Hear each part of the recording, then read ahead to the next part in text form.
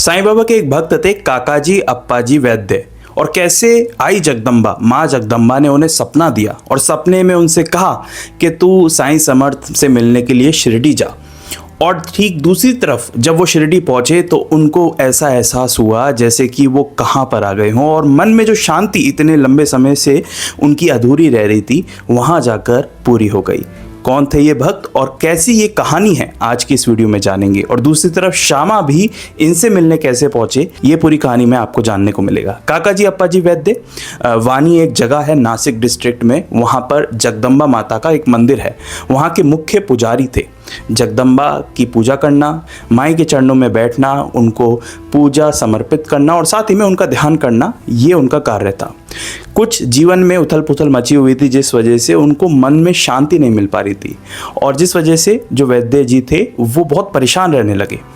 एक दिन जब वो सोए हुए थे घर में तो उन्हें माँ जगदम्बा का सपना आया, और माँ जगदम्बा ने उन्हें सपने में आकर कहा कि तू अपने मन की शांति के लिए बाबा से मिलने जा। ये सपना यहीं पर समाप्त हो गया।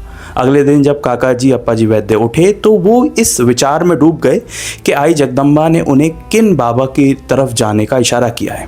उन्हें समझ में नहीं आया और उनके दिमाग में एक विचार आया कि हो सकता है कि नासिक में त्र्यंबकेश्वर जो बाबा भोलेनाथ का एक ज्योतिर्लिंग भी है, आई जगदम्बा ने उन्हें वहाँ जाने के लिए कहा होगा और वहाँ जाकर ध्यान करने के लिए कहा होगा।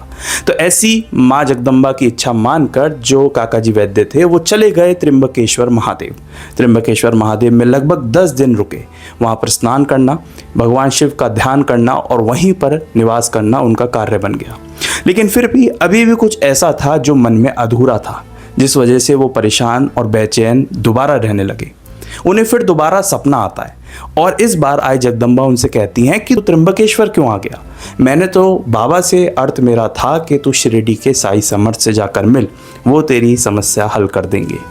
अब यहाँ पर उनको बात समझ में आती है कि आई जगदम्बा ने उन्हें साईं समर्थ शिरडी जाने को कहा था। शिरडी वो आज तक गए नहीं, और जैसे बाबा का नाम तो उन्होंने बिल्कुल सुना होगा, लेकिन फिर भी बिना किसी संत के इजाज़त के कैसे उनके घर पर कदम रख दे, उनके दिमाग में यही बातचीत चल रही थी। ना उनका बुलावा आया, ना उन्होंने बुलाया। अब ये जाकर वहाँ पर किस मुँह से वहाँ पर माथा टेके, क्योंकि आई जगदम्बा का तो ऐसा आदेश था, लेकिन फिर भी संतों की इच्छा के बिना कोई उनकी नगरी में कदम रख भी नहीं सकता, ऐसा वो मानते थे।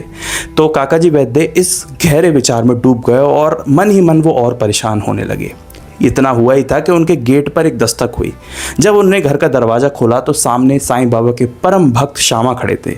श्यामा आखिर वहाँ पर कैसे पहुँच गए?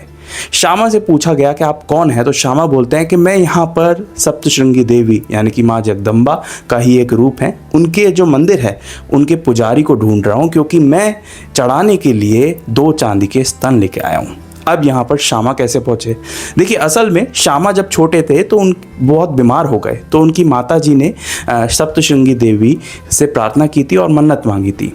वहीं दोबारा जब उनकी माताजी बीमार पड़ी तो उन्होंने दोबारा एक और मन्नत मांगी कि वो ठीक हो जाएंगी, तो वो 2 चांदी के स्तन जो है वो आई जगदम्बा यानी कि सप्तशृंगी देवी के चरणों में रख देंगी। जिस वचन को या जिस मन्नत को श्यामा भूल चुके थे, लेकिन शिरडी में एक ज्योतिष आया जिसने उनके भाई को बताया कि तुम्हारे परिवार की एक इच्छा अधूरी है, जिस वजह से श्यामा ने 2 चांदी के स्तन बनवाए। और सबसे पहले तो वो द्वारका माई चले गए बाबा को अर्पण करने के लिए, और बाबा से कहा कि आप ही मेरी सप्तशृंगी देवी हैं, तो आप इन्हें स्वीकार कीजिए। बाबा ने कहा कि नहीं श्यामा, तुम जाओ देवी माँ के और वहीं इन्हें चढ़ाकर वहाँ पर माथा टेक कर आना। तो अब श्यामा सप्तशृंगी देवी के दर्शन करने के लिए आए थे, और वो जो दस्तक दी उन्होंने वो उन्हीं पुजारी का घर ढूंढ रहे थे, यानी कि काकाजी अप्पाजी वैद्य का घर ढूंढ रहे थे। अप्पाजी वैद्य को ये जानकर हैरानी हुई कि ये बाबा के सबसे करीबी भक्त माधवराव देशपांडे यानी कि श्यामा हैं। दोनों में आपस में खूब बातचीत हुई, और उसके बाद श्यामा की इच्छा पूरी करने के बाद श्यामा जो हैं वो अप्पाजी को शिरडी लेकर गए। शिरडी में जैसे ही बाबा के वो सामने गए, उन्होंने बाबा से कुछ पूछा ना बाबा ने उनसे कुछ कहा। आमने सामने बैठने के बाद ही उनके मन में कुछ ऐसी शांति आ गई जैसे कि काफ़ी लंबे समय से नहीं आ रही थी।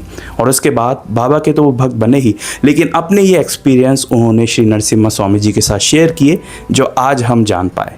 अब यहाँ पर एक बहुत ख़ास बात आप समझिए क्या जो मन में शांति थी वो त्र्यंबकेश्वर में नहीं मिल सकती थी, या आई जगदम्बा नहीं दे सकती थी? बिल्कुल दे सकती थी, बिल्कुल मिल सकती थी। लेकिन उनका साईं समर्थ के पास भेजना ये बताता है कि एक संत में और ईश्वर में जरा भी भेद नहीं होता। वहीं दूसरी तरफ क्या श्यामा जो उपहार चढ़ाना चाह रहे थे वो बाबा के पास नहीं चढ़ा सकते थे? बिल्कुल चढ़ा सकते थे। लेकिन बाबा का माँ जगदम्बा के पास भेजना ये बताता है कि किस तरीके से प्रकृति के जो नियम हैं उसका पालन संत ईश्वर दोनों आपस में एक साथ रहकर करते हैं, लेकिन उनमें बिल्कुल भी अंतर नहीं होता।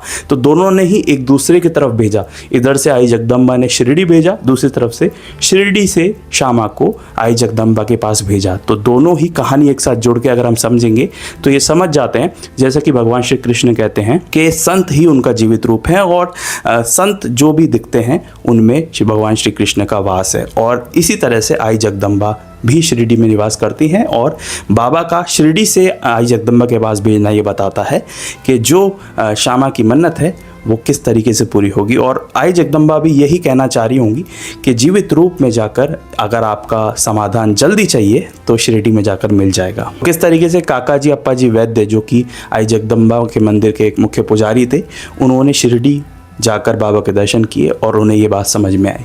अगर आप बाबा से जुड़ना चाहते हैं, बाबा से जुड़े हुए भक्तों की अनोखी हिस्ट्री जानना चाहते हैं, तो मैं बाबा से जुड़ा हुआ इतिहास पढ़ता रहता हूँ, समझता रहता हूँ और इस चैनल पर अपनी समझ के अकॉर्डिंग पहुँचाता रहता हूँ।